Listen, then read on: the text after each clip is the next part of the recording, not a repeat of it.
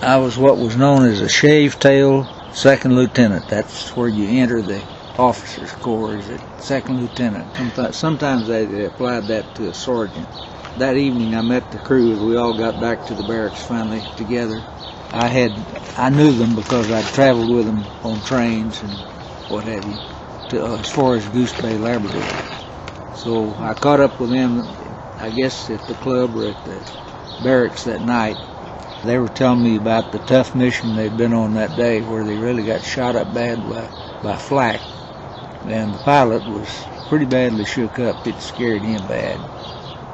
Everybody else seemed like they'd taken it in stride. But I tell you this because later it gets more important.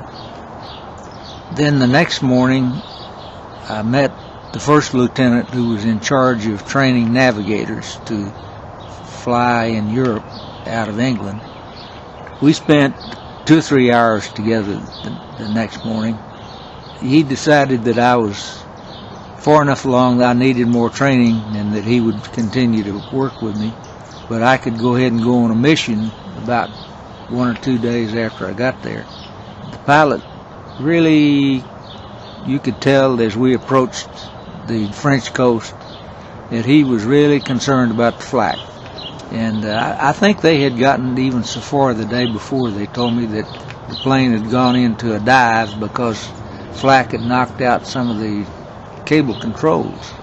And they pulled it out by putting it on autopilot and got back to England. And these are B-17s? B-17s, yeah. So anyway, he was concerned that we'd get back in a problem like that again, and became very cautious.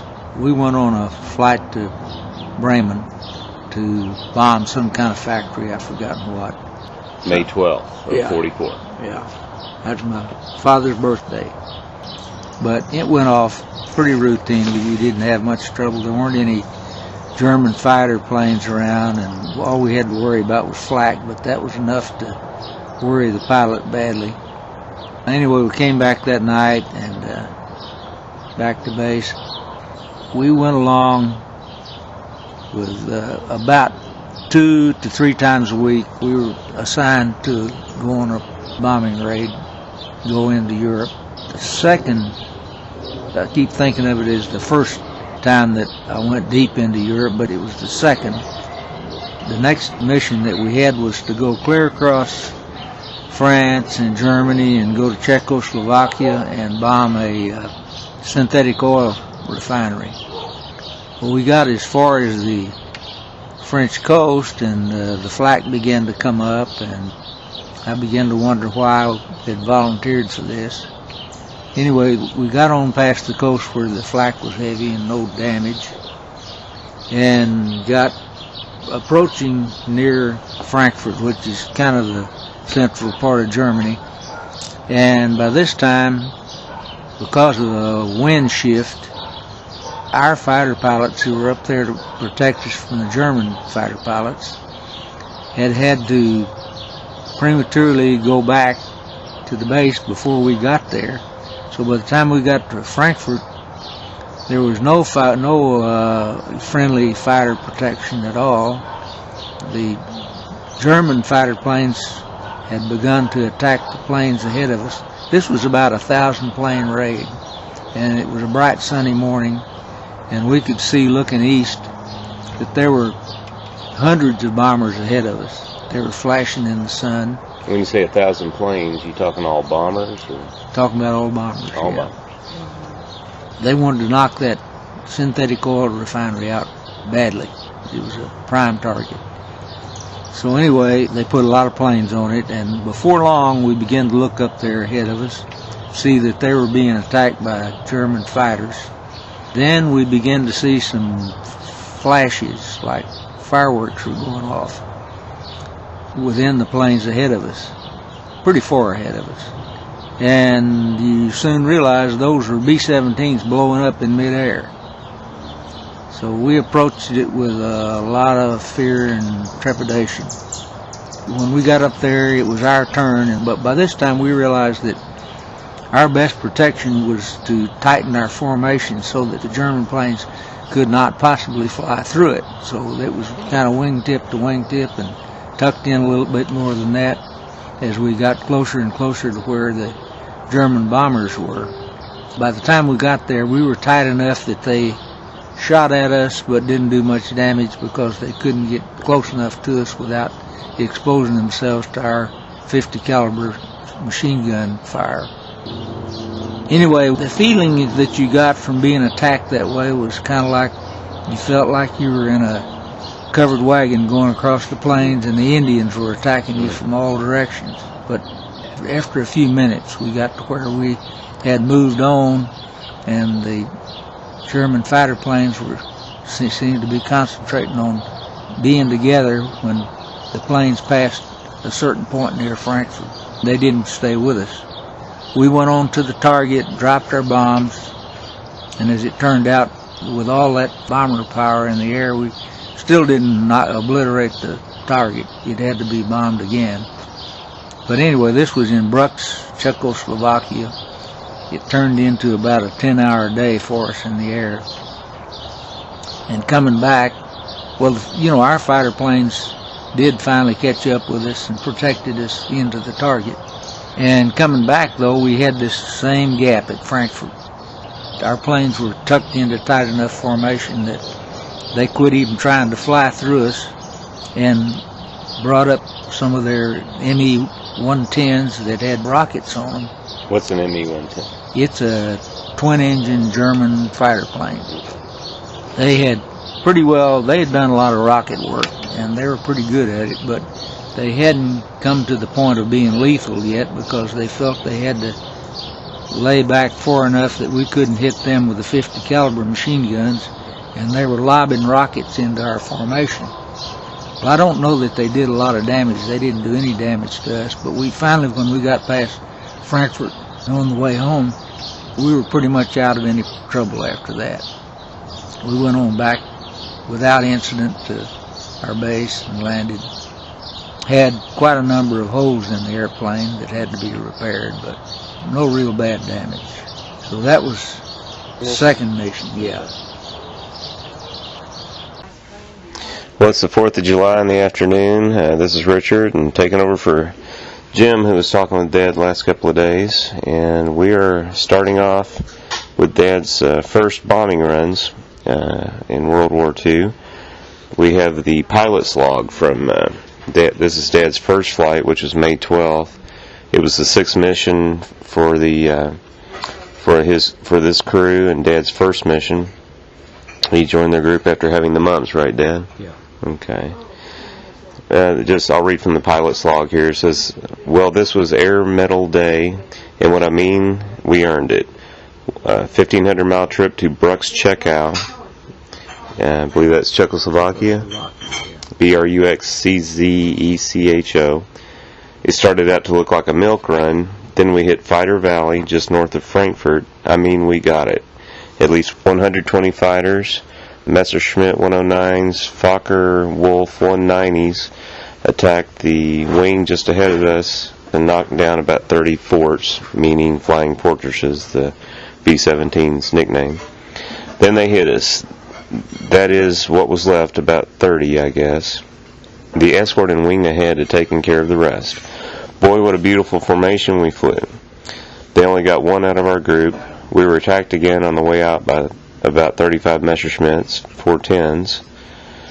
They didn't do much but lob rockets. The boys stood up great under their first fighter attack. I'm mighty proud of them. We knocked hell out of the target, so we won't have to go back there again, thank God. We were carrying 10 500-pound demos, which means demolition bombs. Old 845, their plane number that day, brought us through again. Got 2 20-millimeter shells through the left wing and 8, 30 millimeters, says 8-30s. Had to change the wing. Don't know which is worse, flak or fighter. I'll hand the sheet to Dad to look over and ask him what he remembers out of that day of much over 61 years ago. Rusty covered the exciting parts of the flight. No, Rusty's the pilot. Yeah, he's and what was his last name? Russell Boyce. Russell Boyce. He went by Rusty? Yeah, Rusty. He's in his notes, his log, he's handled the most exciting parts of it. All I can remember is being scared to death because this was being my first mission and people were getting blown up all over the place by the fighters ahead of us. It made you want to lie down on the cold steel of the floor of the plane and stay put until it was all over. But anyway, it was a very exciting day and a very straining day. We were all worn out by the time we got back to the base. And that's about all I can remember about it that Rusty hadn't already covered in his notes. How long of a flight would you think that would be? You said somewhere 9, 12 hours. Yeah, I'd say it was about a 12-hour round trip. We'd had some other flights that were that long, but they were back in the States. We had at least one, maybe two 10-hour days in the air without touching the ground. It made you feel almost defenseless because the attacking fighter planes were so fast and carried so much firepower that it seemed like that they were knocking planes off at will. And if there'd have been more fighters, they'd have gotten a lot more of us would have been shot down. But it was very brutal on us, and the feeling that you got was to be on the plains with a tribe of Indians after you. We felt very fortunate to get back home that day. Do you remember anything else? Did you feel like you could have been killed? I mean, I guess that normally naturally goes through your mind. Yeah, I thought it would have been real easy for ours to have been one of the planes that got blown up because all it took, we were carrying a very big load of gasoline. It wouldn't have taken much of a fire in the plane that often was caused by the 40-millimeter slugs entering the skin and running onto something electrical that would cause a spark and would set off ammunition or shoot through a fuel tank and set the fuel on fire. And it was not uncommon to have planes blown up, especially B-17s and 24s. I guess about that day or shortly after that, I decided that if I ever saw a flame in the plane when we were being attacked, that I was getting out before it could blow up. They literally looked like they blew up. They didn't just catch on fire. They blew. Blew up. Hmm. There were internal fires that had been caused that caught the fuel and blew the planes up right quickly. But yeah, they just exploded. Did you see a lot of that when you were flying? On that day, I did. Ahead of us, it was a kind of a sunny day in which we could see the glint off of the planes ahead of us, and there must have been in the air that morning in the train that I was in, there must have been close to 1,000 B-17s and B-24s. You could see, with the sunlight that there was that day, we could probably see 20 miles ahead of us. Wow. And there's this train of planes ahead of us, just group after group after group. You could see some fire from the guns in the fighters, and then occasionally you'd see a bomber just blow up. Did it look like just a swarm of fighters? Were there usually just too many to count, or? Well, they didn't fly in any formations. They may have had groups of 1, 2, or 3. They looked like just a mass of small planes coming in on us like a bunch of gnats. They operated much independently, small groups of 2 and 3 and 4 would get one B-17 and go after it and work it over all they could until, of course, they had limits on their fuel too, so they couldn't. They had to sometimes stop and find a better target, fall back in the train. I think you told me, or I've read or heard, that they would do this corkscrew upwards to get to altitude. Yes. Do you remember seeing a lot of that? The day that we got shot down on my 26th mission, ahead of us and off to the left was what looked like a whirlwind of planes, just spiraling up. There must have been 100 or more fighter planes in that spiral, and they were spiraling up so that they could get up to an altitude that by the time we got to the target, they'd be the right altitude to just whip off and get us. Okay. And that's how you said your planes, before you'd fly across the English Channel, you would have to do the same thing with your bombers. You have to spiral up to 26,000 feet. We went up to about 12 or 14, and then we'd get another 12,000 up going across the channel. By the time we got to France, we'd be at 25,000. And still not above all the flak. No. Okay. Well, that was your first flight. That was May 12th, 1944. You were trying to catch up. You want to get your, how many missions? 35 before you could go home? At the time, it was 30. Anybody who got 30 missions in at the same time that I first started would have been going home the next day. Okay. But they raised it to 35 after I'd been there just a few months. And they had a rule that at 30, you could go home for 90 days and come back, get right back into combat. For 35 missions, you could go home and stay.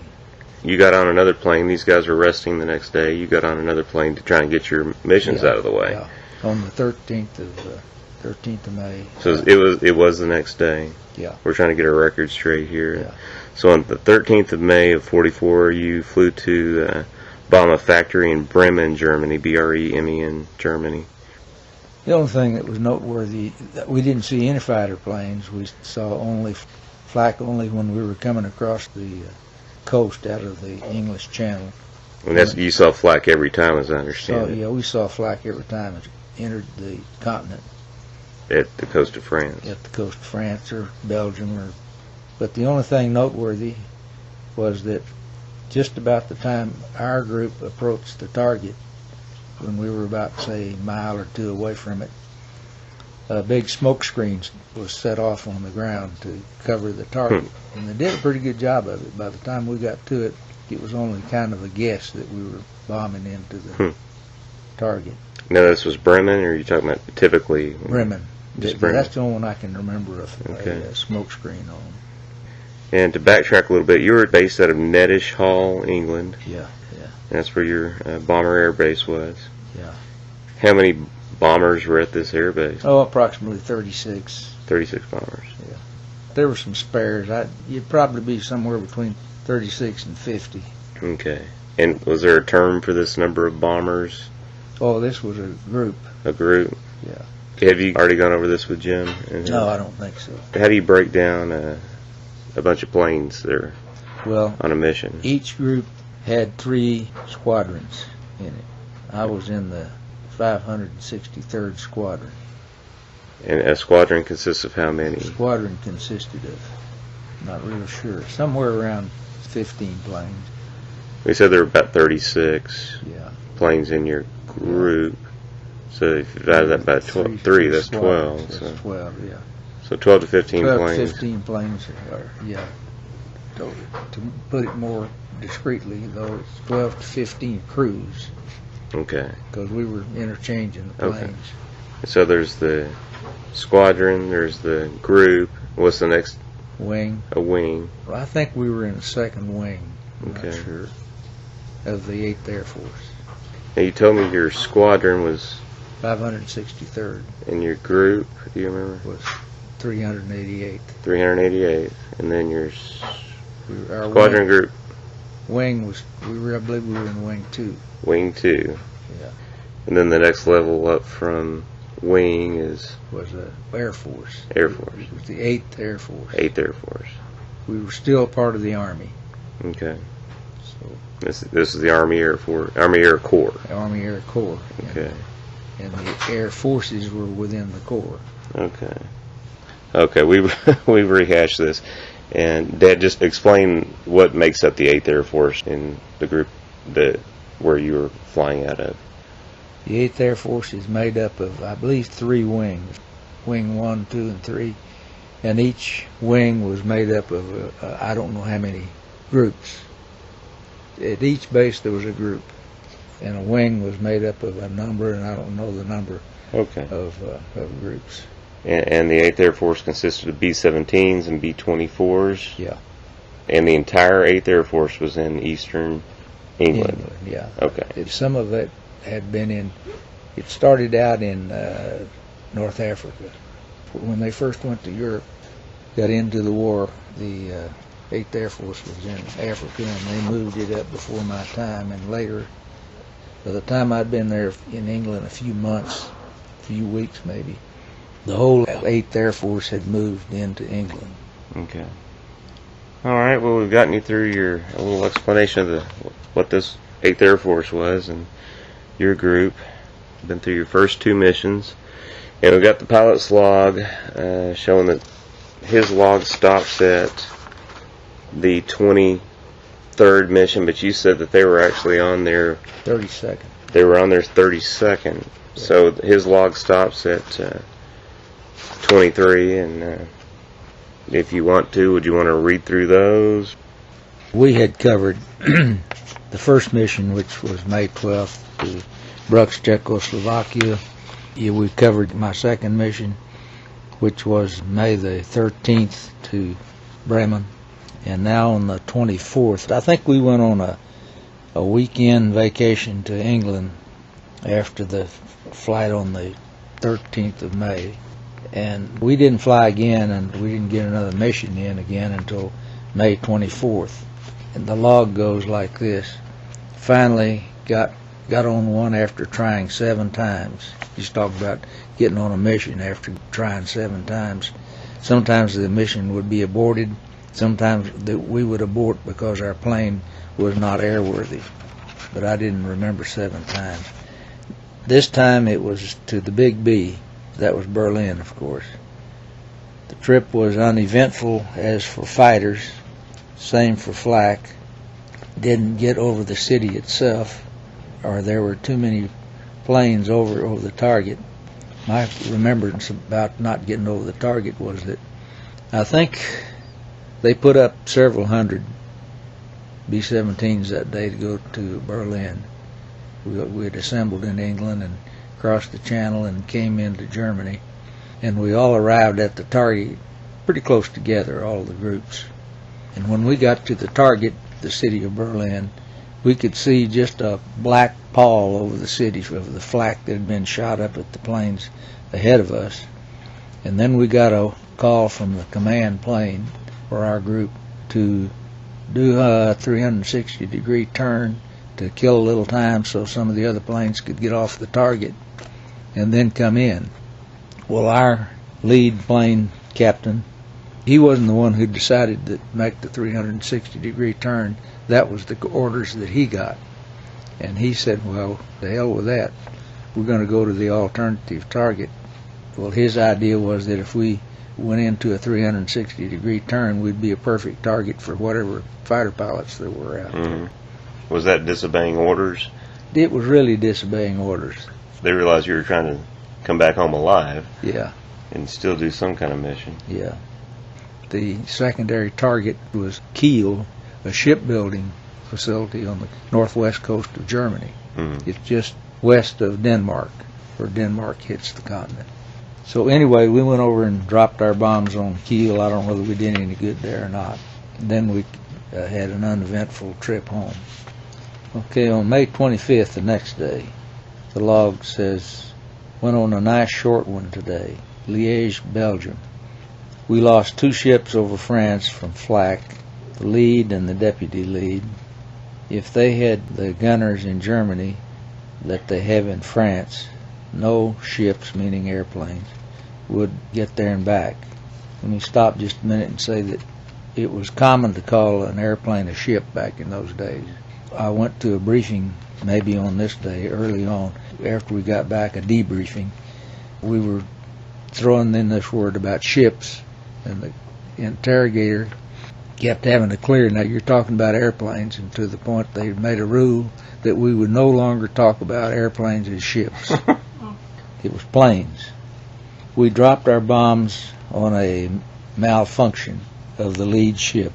A malfunction of the lead ship bombardier is what it amounts to. He didn't get his bombs dropped at the right moment so that we who were following his lead would be able to drop our bombs on the target. You always follow this lead bombardier. The signal to drop the bombs out of our bomb bays was to see the bombs start dropping out of the bomb bay of the lead airplane in our group. You see those bombs fall out. Yeah. You start dropping. When you see the first 1 or 2 pop out of the bottom of the lead plane, we'll hit the button and start dropping ours out. And this is how many planes doing this at the same time? Probably 12. Okay, so this is a squadron. Am I remembering that right? Yeah, probably Okay. that would be a squadron, yeah. Okay. And there's probably 15 500-pound bombs coming out of the plane. It was somewhere, the load was somewhere around 10,000 pounds. 10 to 12,000 is what they tried to put on every B-17. Okay. These were, for the most part, they were 500 and 1,000 pound bombs. Okay. And that made up either the 10 or 12,000 pounds we were carrying. Okay. If they had gunners in Germany that they have in France, no ships would ever get back. We dropped our bombs on a malfunction of the lead ship, so we didn't get over the target at Liège. It was kind of fun watching the groups go in and drop their bombs, carrying 10 500-pound demos. They did a good job on the marshalling yard, so we were apparently bombing a marshalling yard, a railroad yard. No fighters today. 845 still in there pitching. Battle damage to the tail. Lost Colonel Chamberlain and Chuck H. Warren.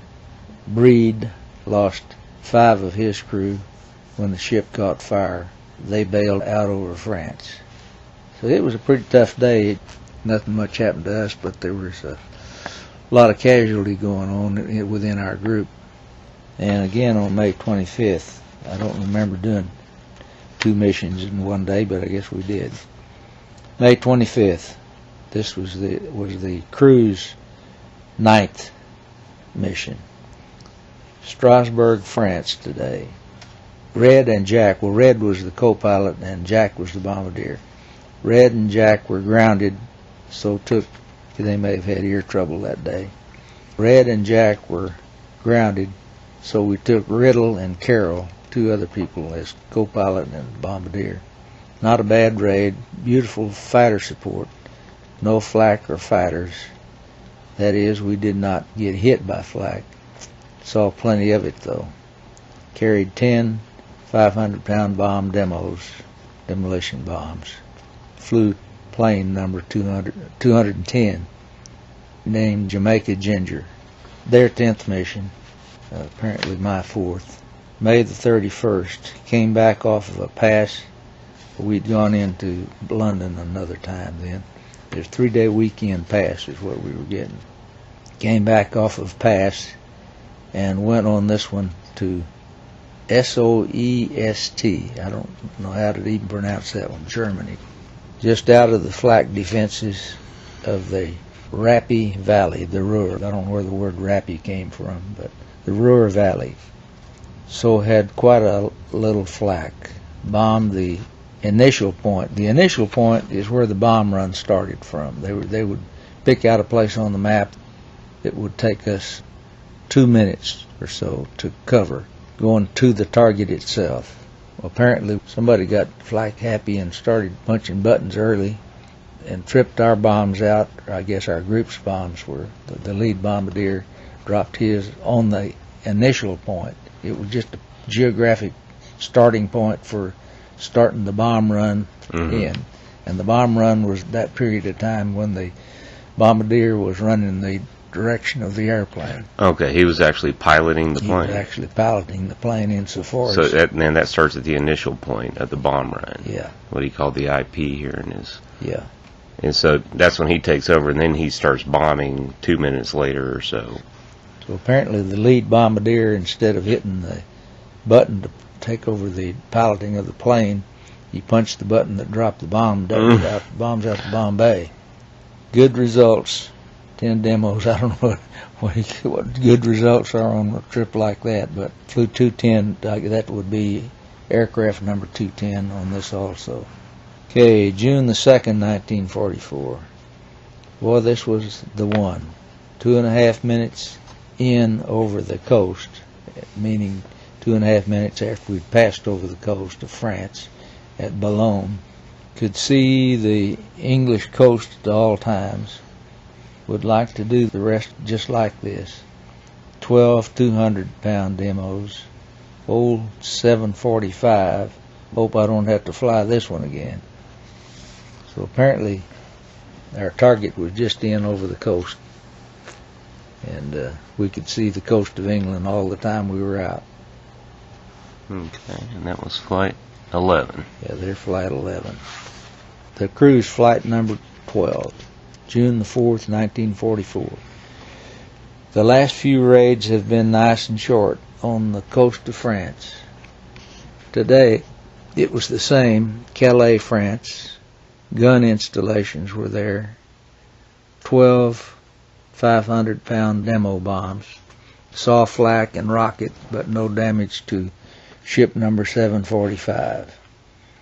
Mission number 13, June the 5th. Back to Boulogne today. Gun installations. Heaviest bomb load we ever carried. 1600 armor-piercing demos. So this is 6 1600-pound armor-piercing demolition bombs. Flak and rockets. No battle damage. Flew fourth term. I don't know what that means. Fourth term must mean that's the name of the airplane. It's in quotations. Mm-hmm. Flew fourth turn, number 171. Barnes ship. It was the plane that a pilot named Barnes usually was captain of. Okay. The cruise flight number 14, June the 6th, 1944. I'll put in the word D-Day. I don't think he mentioned it. He said Invasion Day, which was D-Day. Heavy gun installations north of Cherbourg. Flew 106, I guess it's number 106, on its first mission. Led the invasion by 30 minutes.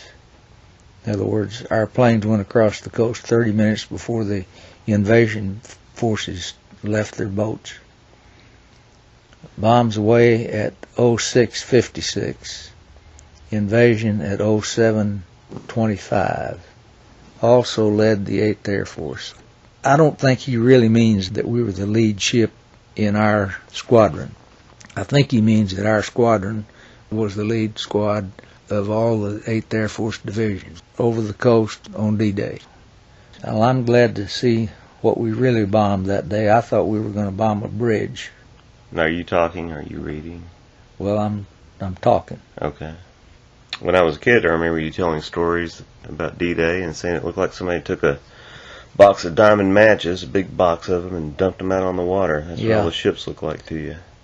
We saw the invasion force out in the English Channel twice.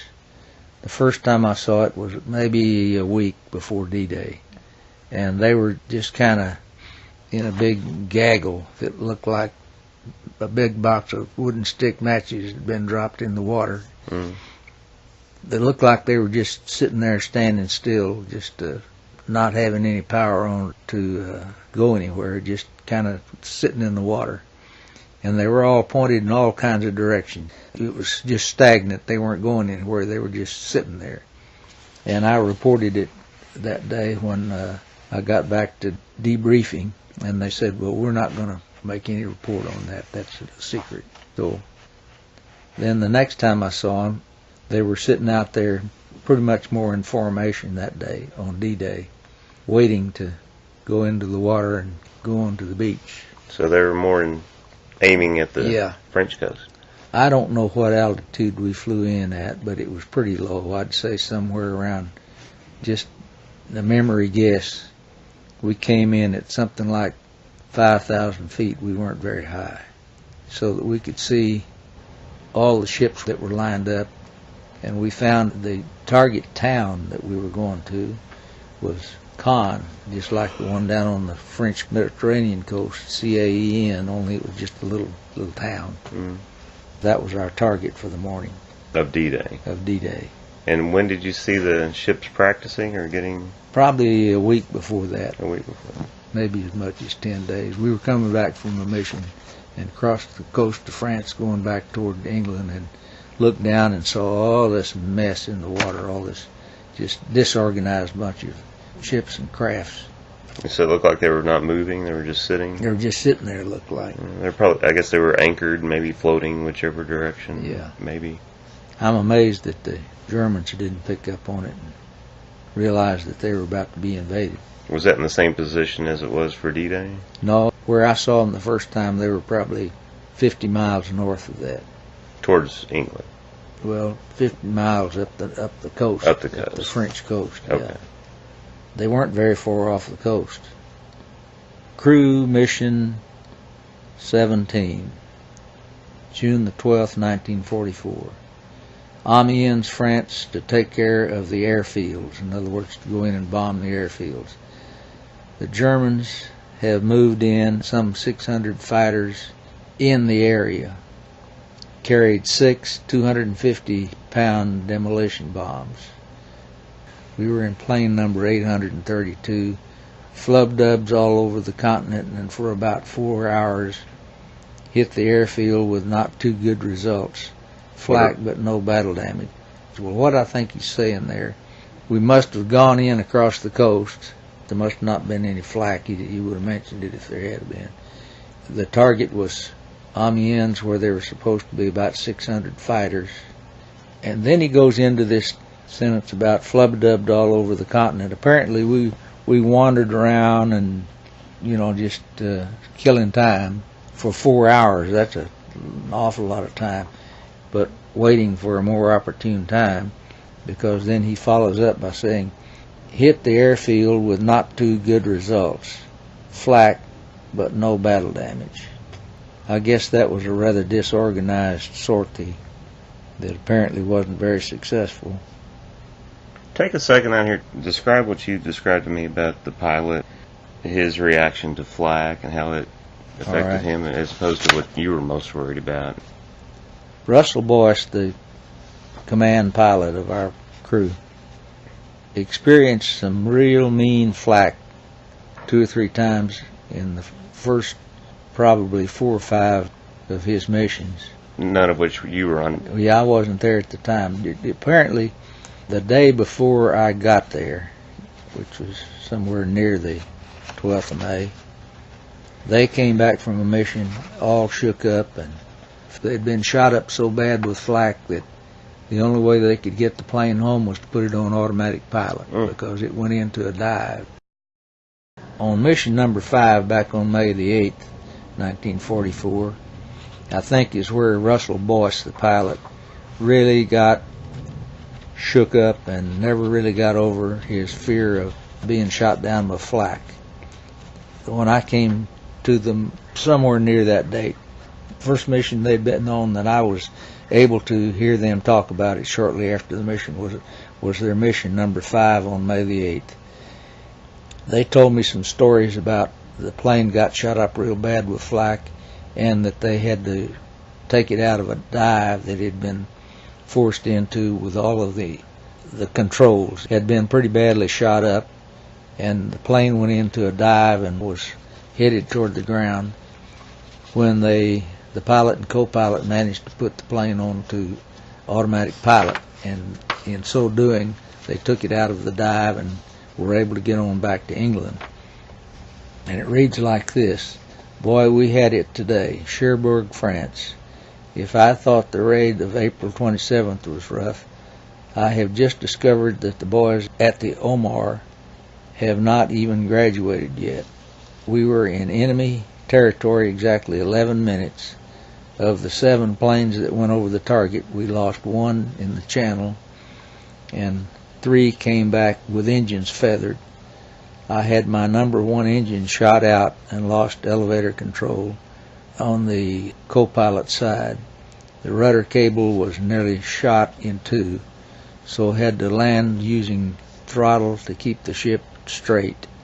The crew chief patched 72 holes, he means after they got on the ground, and that's not counting the ones he hadn't found. Got flak holes, number 2 and number 3 engine. Still can't figure out why they didn't go out also. Lucky, I guess. This was the 13th raid for number 528, so guess we got it over the hump. carrying 12 500-pound demolition bombs, which missed the target 6,000 yards. Have to go back. Hope it's not I. Well, I think that particular mission so unsettled Captain Boyce to the point that he was almost in a panic every time we went out on a mission. And that was the last flight before you joined the crew. That was the... Well, that was the last mission. Yeah, the last mission they went on before I joined the crew, yeah. Describe his hair. Oh, and at the time that I first met him, which was on a train coming out of Dalhart, Texas, where we'd all trained on manning B-17s, he had a dark red, kind of auburn-colored hair, and he was about 40 years old. After I got to the base in England, which was right after this May 8th flight that was so harrowing for him, I saw him again, and his hair was still red. And in the course of the next approximately 6 weeks, he went almost white-headed.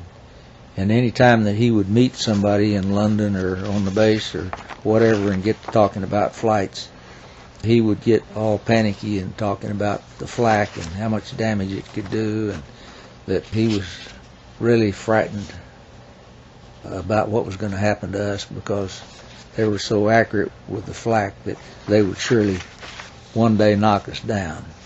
So he often would ask the co-pilot to land the plane because he just didn't feel secure anymore in landing.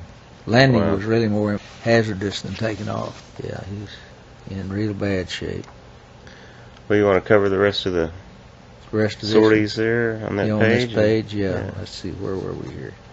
Okay, we're on flight number 18. June the 14th, 1944, St. Trobe, Belgium, airport. Carried 216 20-pound frags. Those were anti-personnel bombs that would break up into little bombs that would go off on the ground. Right. Describe those to me. The frag bombs would be carried in a larger container, a larger bomb unit that dropped out of the plane, and when it hit the ground it would break up and scatter these frag bombs. And these little bombs that broke out of the big bombs, they had not yet exploded. They looked like big firecrackers, but they were steel, and they were timed to explode over a period of about 24 hours. 2 or 3 at a time out of several hundred would hop up off the ground at waist level to the personnel, explode, and maim anybody within range of the explosion. Which was 50 feet? Probably about 50 feet, yeah. Okay. Only time I ever experienced it was after we got to Russia and got bombed one night. And they dropped frag bombs all over our airport that we had all our planes on. Describe what that looked like to you. I mean, well, what did you see when those were going off? It was across a railroad siding track from where our tents were. The night before, somewhere around midnight, German bombers came in. They found us there in Russia, and they bombed the place for almost 2 hours. I think we had 36 B-17s on the ground, and only 5 of them were flyable when the Germans left the place. So they just about knocked out our whole mission for the next 3 days. Was this getting people around there, or were they wise to the fact that these were? In the case of our field that we landed at in Russia, it killed several Russians, and it injured one of our flight crew. We had a watchman over there, and he got injured, but not severely. He was just kind of a guard. He went over, and we were here in Russia, and all the maintenance people were Russians, and his job was just to kind of mingle around and see what they were doing, making sure there wasn't any sabotage going on. Okay. I just wanted to go back and talk about the things that happened with Russell Boyce that had him in the condition that he was in on the day we got shot down. He was so shook up, so damaged psychologically that he really wasn't fit to captain our plane. He was just terrified. And the day that we did our last mission on July the 29th of 1944, we went with the group to the IP, the initial point. And when we turned onto the bomb run, he broke from the group, claiming that his engine was, he was losing power in his engine, or engines. He said, we'll just cut across and catch them when they go off the target. We dropped our bombs on something out there. So we... And you also had a bad plane that day. It was a slow plane. We had a plane that had at least one bad engine in it that was not functioning normally. So you were lagging. So we began to lag at the time that he broke away from the formation and cut across to catch him as they turned away from the target. We were losing. We were getting behind farther and farther. I don't know whether he misestimated where they would be when we got to the point of their turn or not, but we never caught up with them. And I can't help but feel that that was an unnecessary danger that we were put into because of his fear. So you were alone? Yeah. Could you even see the other planes? Yeah, we could see them, but they were getting ahead of us farther and farther after we left the target. How many miles would you say they were away from you? I would say by the time we got shot down, they were probably 10 miles ahead of us. Okay. But that was his fear caused y'all to go ahead and drop the bombs and cut across and try to get back home. Just a miscalculation on where to rejoin them. Mission number 19, June the 15th, 1944. Went north of Amiens, France. A no-balls target, which means flak over the target and no damage. Ship 832, airplane 832. We had 12 500-pound demolition bombs. No comment about what we ran onto or anything there. Flight number 20, June the 18th, 1944. This was a long one into France, southwest of Bordeaux. Solid overcast, and came back with our bombs. In other words, we technically could not drop our bombs that day because we came to a solid, he means undercast, a solid undercast where we couldn't see the ground. And we were not allowed to drop in occupied territory. If it was not German territory, we couldn't drop through clouds. So we carried our bombs back. It was 20 250-pound demos. So this was over France, occupied territory, and you couldn't drop. Yeah. Mission number 21, June the 19th, 1944. Back to Germany, Bremen oil refinery. 10 500-pound bombs. Ship number 625. Got shot up a little, not bad. Mission number 22, June the 20th. Germany again, Magdeburg, ship 171, oil refinery, 10 500-pound bombs. Got the hell shot out of us with flak everywhere. Tail gunner hit, won't fly again. This was the first time that our crew went to Magdeburg to an oil refinery that was there. The next time we went was when I was with them on the mission that we got shot down on July the 29th.